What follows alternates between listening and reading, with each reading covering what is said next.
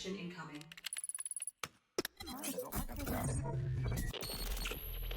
Connected.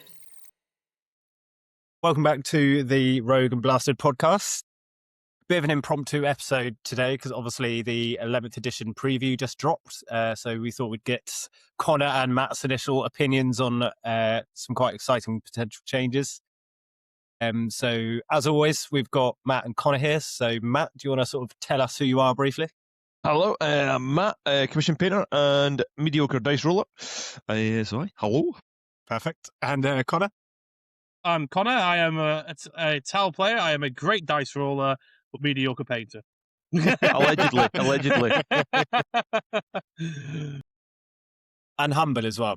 Oh, Yes. 100%. He's so Very humble. Very humble. So humble it yeah. hurts. Yes. Nice. I'm like a...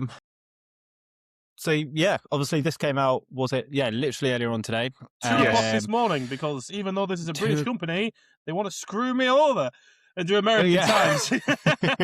Well, you didn't miss much because I came off playing TTS quite late and I thought, oh, the reveal show is about to start, and it was plagued with mics that didn't work.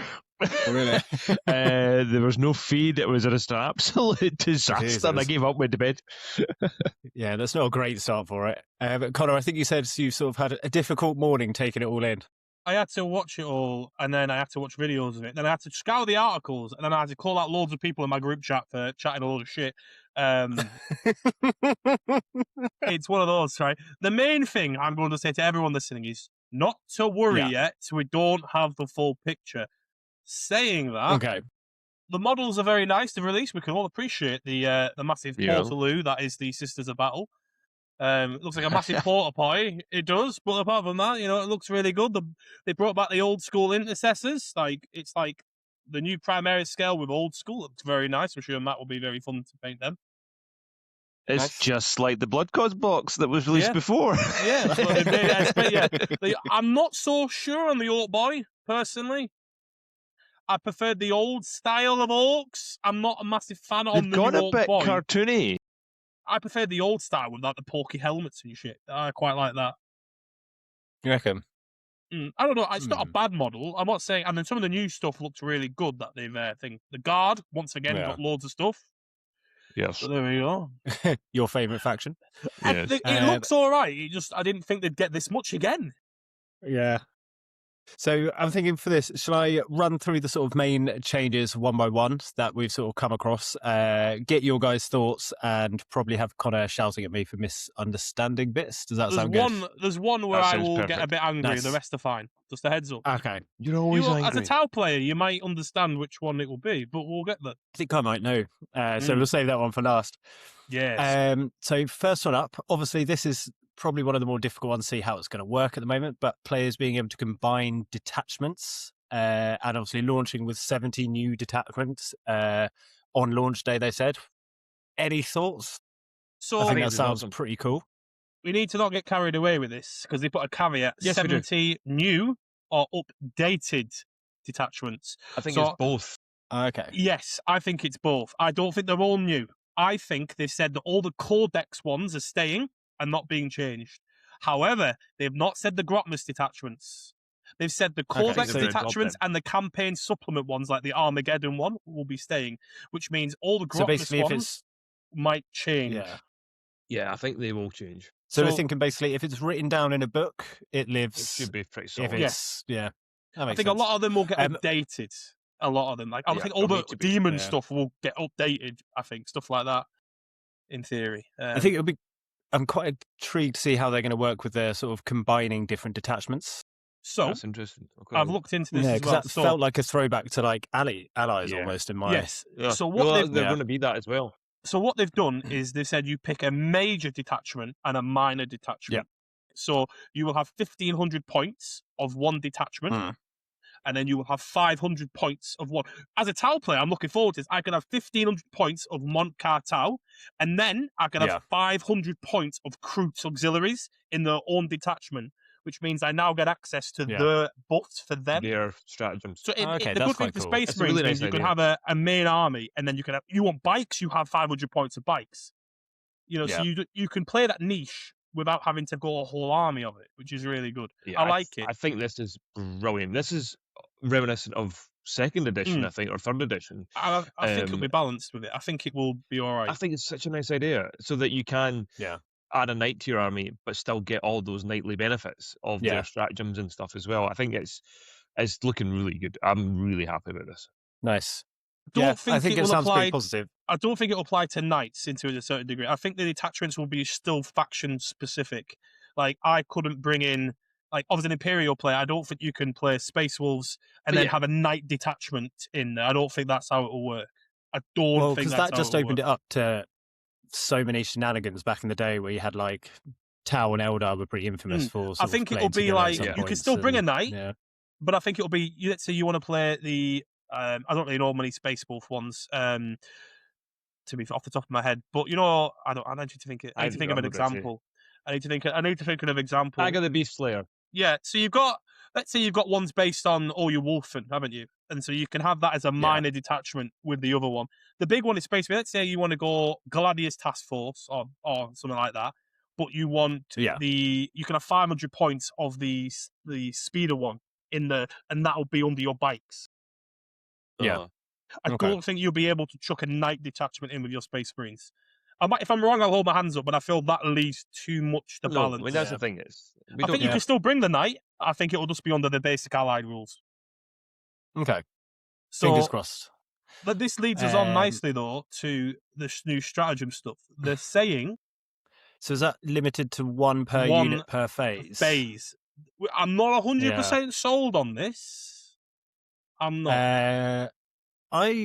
I quite like it because I feel like it stops maybe people just sort of chucking so much stuff into a unit and ramping it up, so it's kind of unstoppable. No, I agree. It just needs to be balanced out. Yeah. I like the fact you shouldn't be able to stack. I get that. I like it. However, now if I have the two detachments with loads of stratagems, I can only use one in the shooting phase. But wasn't it one per unit per phase? So you could still use it on two different units, or it might be too early to tell. Again, we're just going. I'm not sure. I think they're restricting it to one stratagem per phase, and you only have to use one on per unit. So you can't. So it's basically stopping you from like re-rolling a charge and then tank shocking. You're not allowed to do that anymore. Yeah. Okay. I might be wrong. I hope I'm wrong. Being able to use only one stratagem per phase for a shooting army when I have no melee aspect is going to be crippling a little bit. Tough. Well, it is. Connor, you made your bed, so I did. I picked the shooting army. I have to deal with that. But I do like the fact you can't just say, "Oh, cool, you now have lance and reroll charges and +1 to hit." Yeah. It makes sense. I like that. Much. I think it also just makes stuff matter more. Like, this is what we were saying with the rerolls in the last episode and stuff like that. Like, you have to really, really think through your choices. You can't just be like, "Oh, I've got a stratagem for that." I quite like the sound of that. I think. Yeah, if you use the CP reroll, you have no stratagem. So that's the thing now. Yeah. You want to give yourself a 4-pin vuln? That's fine. You can't reroll one of those now. Sounds like they listen to our. Yes. To be honest, there was a lot in that preview. I thought we spoke about all of this. Yeah, literally the other day. The line of sight stuff specifically as well. Yeah. Yeah, so I missed out that line of sight stuff. I just saw that they sort of said that it's going to be a bit clearer. Did they get any more details on it? Yeah, they went very detailed into it. So, if you are in a ruin, instead of it being +1 to your save, it is -1 to hit. Like that. No issues. As a tile player with lots of ignores modifiers for shooting, I rub my hands at that. The whole cover thing was useless because like you got an extra benefit to cover, but if you had a 3-up save, you didn't get it anyway. But yeah, you had lots of things that could strip cover as well. You had lots of things that could strip cover. So now this is not even a cover save. This is -1 to the person shooting it, which is good. It just makes a lot more sense. A lot more sense. Yeah, like because it would make it more difficult to shoot. But if you get hit by a bolter, it doesn't matter if you were standing in a building. Like now, it's still bolter shelter. Now the big thing. The really big thing, if you are inside a ruin, they haven't specified what it is yet. I assume it won't apply to Titanic. I assume it won't. If you haven't shot just yet, like, it better not.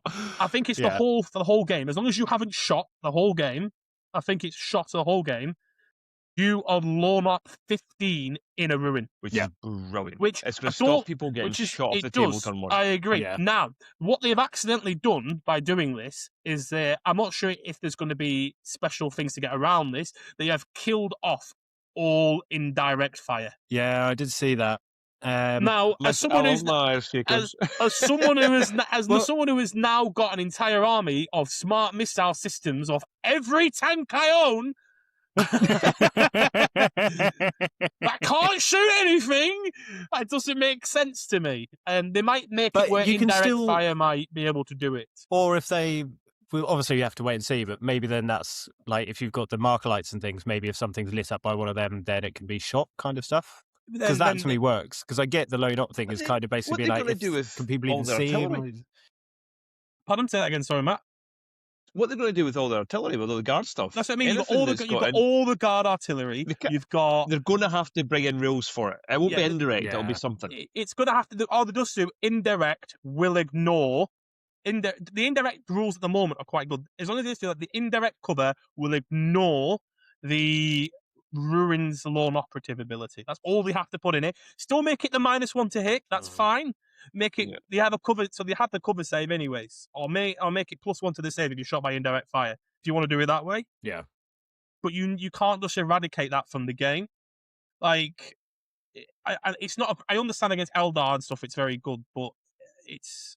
Either that, or you're going to have to make the indirect guns better to be used out of indirect. Or you bring back templates and a scatter dice. Yes. Yeah, and just say, all right, I'm not shooting at that unit. I'm just shooting where your units are. Yeah, that terrain base. Yeah, but then it works really well for big artillery guns, but it doesn't work well for like my SMS, the Desolation Marines, the Earthshaker guns. They need to, and that's a new kit as well. That's a new kit, so they've got to be very careful now how they deal with this. Because I wasn't sure about those, and I absolutely love them now. See, they're absolutely brilliant. They're great.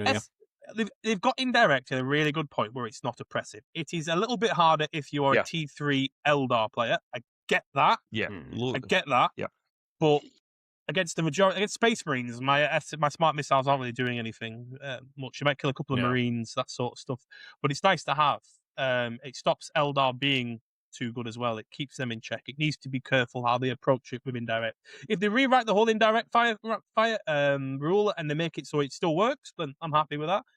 Obviously, when a unit does shoot, obviously then it can be shot. No matter. So I imagine in turn 1, if you shoot your intercessors and then put them behind a building next turn, I can still shoot them. Yeah, the logic is you know where they are because they've shot you in the bum. Right away. It does sound like just quite a good way of but also giving like a fog of war effect essentially. I can see people very deliberately like trying to sneak people up the board, and you're not popping out and just shooting whenever because you're making that decision as well of which is more important, survivability or just I really like it. I think it does have real benefits. People to be more it does have real benefits. Like for my army, my spotters can now not fire the entire game and spot with impunity. I can put a stealth team in a building. Yeah. You can now not see me. I can spot you the entire game because I'm not shooting, and then I now don't get shot back. So there needs to be some interesting. There's going to be some interesting stuff about it. It's real bonus. I'm not going to lie. And you can still shoot them. Getting within 15 inches is very doable for most armies. I'm not saying it can't. It just means you just can't do long range shooting down the side of the board. Yep. They might just restrict it. Creating like short range sort of firefights, which I quite like. Yeah, they might just restrict it to models models over 10 wounds or under 12 wounds get this, and units over 12 wounds. Keyword. Yeah, so I don't like the idea of a Rogel Dawn in a building not being able to see it. Like, it doesn't make sense. Nah, if it's infantry, then that's not an issue. Then the issue's fine. I think it will be. I think it will be. Just hiding a Norn Queen behind a piece of scenery. That's what I mean. It doesn't make sense. A Karn effect should be able to, though. A Karn effect should be. I've got nothing wrong with a Karn effect being able to do it. Lore-wise, it shouldn't. They're like screamer killers. They're supposed to be just charging, sprinting at the enemy, shouting as loud as they can. But it's like saying a hammerhead shouldn't, but a crisis suit should. That's the sort of weird stuff, isn't it? But we'll see. It's early days, early days. So let's not get too scared. Especially you Tau players out there. I know getting whispered up at the moment. I've seen it. How are we feeling about the game and objectives being dictated by the type of armies that you two have brought to the table? I love it. I have no idea how on earth you make that work, but if you can, that's amazing. It's funny because I was playing a game last night and I came away and the game was won on the back of it was some stealth suits doing sabotage, and it was like that secondary fits that unit and it worked. And I think it's so black and just like, here's secondaries for everybody. So you're taking, say, a voting army who wants to hunker down on an objective, and you're drawing extend battle lines and behind enemy lines and forcing you to come off where you perform best. Yeah. So I think if you're getting those missions that actually reward that, and like your World Ears players are getting extra for going out and killing stuff, it makes sense narratively to your faction. And I think this is what this game needs. It reminds me to 8th edition. They had the data packs for each faction had their own secondary deck. I don't think it'll go that far because it got busted. Because certain factions had the best ones. My tower one was all shoot the fuckers, and it was fantastic. Right, I'm not gonna lie, it was all shoot him now, and it worked fantastically. But I think what it's going to be, it might not be the secondaries that are faction specific. It might be the primary mission rule that's faction specific. We might all for the balance That's aspect. Cool. I think we might all have the same secondary block each, but I think the primary mission will be different for each player, which makes sense. Let's say I disagree. Yeah, I think it will be that. Be the opposite. Ooh, we'll see. Let's see who's right at the end of this. I don't know because either's good. Either's good, but it depends to see what happens. You're both there doing a primary thing, whether it's taking hold or recover assets or whatever it is. I don't know. But there's no objectives anymore. Secondaries that are different. They're gone. I know, but there'll still be stuff to do. Yes. I don't know. I think it'll be secondaries. Oh, I reckon I want to flip it. Yeah. I reckon it'll be primaries. We'll mark this out. Matt's going secondaries, Connor's going primaries. I reckon the primary. Nice. There we go. Talking of objectives, no more circles. I'm not sure. Now terrain. I'm not. Really? I just got some printed as well. I'm not sure. Oh, right, there we go. I'm not sure on it. To see a bit of a pattern here where what they've use said it as a cup holder. I don't know. Now this could be quite a bad thing in the whole aspect of the community. In immersion wise, it's really good. I love playing on nicely painted tables. Now, imagine a local hobby shop or local hobby group right now. So now if they're going to, this sounds like it could be a massive terrain change. And that means UKTC are going to have to go on top of this as well. That means what they're saying with their changes. Terrain rules, shake-ups and everything, it looks like they are really trying to bring back more terrain that's not just, not just the L shapes. If they keep the L shape, but release the objective terrain pieces on top of it, then they could adapt nicely. Obviously, we're all going to have to buy the GW. I imagine Games Workshop will produce these terrain pieces. It'd be nice if they did faction-specific ones as well. So every faction has its own one, and then you can theme it. So that you got a Tau cool relic ones because they're meant to be terrain pieces, aren't they? That are going to be the objectives. Now, I don't mind that as long as it is done correctly. If it's a small piece of terrain with a 3-inch marker around it, it's literally just going to be the circles. Just the same thing. But with a pretty looking one. You're literally going to put the terrain piece on top of the circle, and the circle's going to go around it to represent the 3-inch zone from it. So if it's going to be a full L shape, saying that L shape is the terrain, if you're touching that piece of terrain, you have the objective, then that's different. I reckon they're 100% going to bring out a specific type of model or something for this, just because there's too much opportunity. If you've got like all these tournaments and everyone, you can just sell a small mountain of them. So why not make it an actual terrain, please? Yeah. Because you could do like you say, like landing pads for the Tau or bunkers for Imperial Guard or like spawning pools for the very important thing is they have to make them all the exact same size. Yeah, that's the issue. So they might not do faction specific because it might be issue. They might just do a generic one and then sell it. Obviously, you'll have 3D printers get onto that straight away and they will print it out. So that won't be the issue. But imagine UKTC now. If it is going to have to be a major terrain reshape, I've got a set of UK terrain in the boxes at some brigades, right? Yeah. But so I don't know. I reckon the majority of that box will be fine, but I reckon now there'll be new things added to it now or things taken away. So I think that's good though to add stuff to it. Everyone's been playing on this same stuff now for how long? Like 3 years. Yeah. Hey, we added in the lovely squares. Oh yeah, the nice squares. And they did change up the terrain layout halfway through. To be fair, they redid all the deployments and everything halfway through. So they do try and keep it fresh. But I do just remember like battles when I was younger playing, and you would just have like insane kit bash terrain that someone's chucked together, like using Coke cans as generators or something, blah blah blah. And it just looks fucking awesome, and it does just mean that each battle's a bit different. Like I am because I've only been playing like 6 months, 9 months back in it, And even I'm kind of sick of like, oh look, some walls. Yeah. Like, it's so true, and there's so much it's- nice stuff out there, and it's just adds so much more to the just game. be good to get it all back out. It's just got to be balanced though, because Warhammer is the world's biggest competitive war game. And you need to apply. If you want an immersive board, you have an immersive board, but you need to make sure it's balanced and easily accessible on a large number. Like there's like 500 sets at UKTC now are going to have to change, which is going to be, and everybody else who's got their own setup, because loads of people have their own setups at home as well. That now needs to be changed. It's going to be a big one. Yeah. That and the line of sight stuff. I think they might just keep. I think the terrain sets might just stay the same. They're just going to add the terrain pieces for the objectives. I think it'll just be the objective terrain pieces will change how the board has to be deployed. So you might lose a few L's, but you have that terrain piece in there instead. Yeah. It'd be quite cool if we could get back stuff like, do you guys remember dangerous terrain and like hazards and stuff like that? Yes. Where if you were like moving units through and you rolled a 6 and then like your Terminator trips up and dies. That would be quite fun to get back in cases. That's really cool. Fall in a big hole. Yeah. He's not dead, he's just stuck. You had that with landmines. But if you roll a 6 to advance, you take a mortal wound because you hit a landmine. Love it. Cool. Other ones. So they mentioned obviously they're pushing for like a much cleaner fight phase. Yes, I like it. It's interesting. Yeah. Fight first is gone. I was quite upset with that. I've got a few little tricks with fight first. This has been lost in translation. A lot of people have got this wrong. So basically, the only thing that they've changed with fights first, which is very important, right? Yeah. If you had a fights first unit that charged another fights first unit, it used to be the defender would fight you first. It makes no sense. So if my Judicia charged your Judicia will fight me first, even though I charged. That's how the fight first mechanic worked. So all they've changed now is if I charge my fight first into your fight first, mine fights first.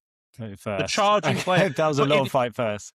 Yeah. So if your berserkers charge my Judicia, I still get to activate first. That is still there. Okay. It used to be the fights first thing was stupid, where my fights first, if I charged, would activate second against your fights first. Right. Okay. Does that make sense? Doesn't make any sense. Different. Yes, a lot of people have got it the wrong way around because it was. Well, no. I was watching a thing today that said that if you charge, regardless if you have fight first, if your charge phase and you charge, you fight first. Yes, that's what has been flying around. But I am very if I'm wrong, I'll hold my hand up for spreading misinformation. But I think the main rule is for some reason if my Judicia, if my fights first unit charged your fights first unit, your unit used to fight me first, which didn't make sense. So now it is my fights first unit that charges will always fight first. But there is still a place for it because there isn't a huge amount of fight first out there. There's only a little bit. Yeah. Unless you're Blood Angels. Yes, unless you're Blood Angels, of course. Although I Well, how are we feeling about the rolling the charge distance before picking a target? It's very similar to what we said about the the movement bit, but just without the free movement afterwards, really. So you roll a charge. You don't have to say, I'm going to charge this unit, this unit, this unit. However, I wonder if that's come out of frustrations of people, just because that can be really frustrating, not necessarily fun when you are just when you want to charge, dice, and if that I want to charge those 2 units, but that one's an inch further. What if I roll that inch before? Oh shit! But you just say, I'm going to charge, roll the dice. Oh, I've rolled a 12. Let's go the long bomb. Because it just doesn't make sense of like, say your 20 World Eaters miss your charge. Like in no shape or form would that big unit then just go, oh, we'll just stay here. Yeah, exactly. We'll give you a minute. The only thing they will have to change rule-wise now with this is any units that have -1 to charge if you charge me must have a 12-inch aura on that now. That is my only caveat. Because if you're saying, I've got a 12-inch charge, I'm going to charge this unit. I could charge this. I could charge these 3 units, and one of them is a -1 to the charge. When does that apply? It will get very hard. Does that make sense? Yeah. So it would have to be a unit that has a -1 to charge. I reckon should have a 12-inch aura around it of -1 to charge. Maybe that's a bit too powerful. I don't know, but there is units out there with -1s to charge and stuff like that. And like my Tau has a Kion stratagem. When this unit gets declared a charge against, -2 inch throw a photon grenade, do a battle shock test, and -2 inches to your charge. So now, when do I declare that? After you rolled or before you roll? Okay.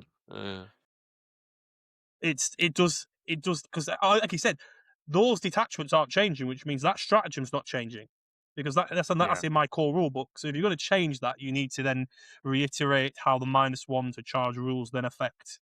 I think maybe I'm being too overcomplicated, but that will come up. That will come up because Pathfinders have an inbuilt -1 to charge or -2 to charge. Sorry, from one of the drones if you want to bring it. So it all depends. Unless you calculate that in on the charge roll, maybe. So, all right, I rolled an 8. I only needed a 6, but the -2 to charge, I've still got it. I don't know. It's going to be an interesting one, I think. What about combat disembark? So bear in mind, like who I play, I'm very not used to playing with sort of transports, but from what I could gather, this is quite a massive difference. And I think it makes sense. I mean, if you're in a tank and get charged, you're not going to just sit inside and just wait for it to explode. You're going to disembark and get stuck in. So I think seeing a sword come through the side of the tank, you're like, you're going to be peeking at the hole. You're like, oh no, we're getting charged. It's going to be really good. It's going to make transports very strong in then this next edition. Yes. Stop small groups of units being able to just tag them into doing fuck all as well. Basically, it's not the tag that's the issue. It's to stop the circling that James was on about that he hates. Yes, so you can't disembark. You can't now circle. The minute that charge is hit, you just get out. You are battle shocked and you are prone to getting tagged up afterwards if they kill the transport. But I don't know. Is it an option to disembark if you want, or do you have to? It is. I think it's optional. If it's optional, it's fantastic. You have the choice. Because I say no emissary charges, and then you can just get back. Because it's only the one unit, you could probably get far enough away.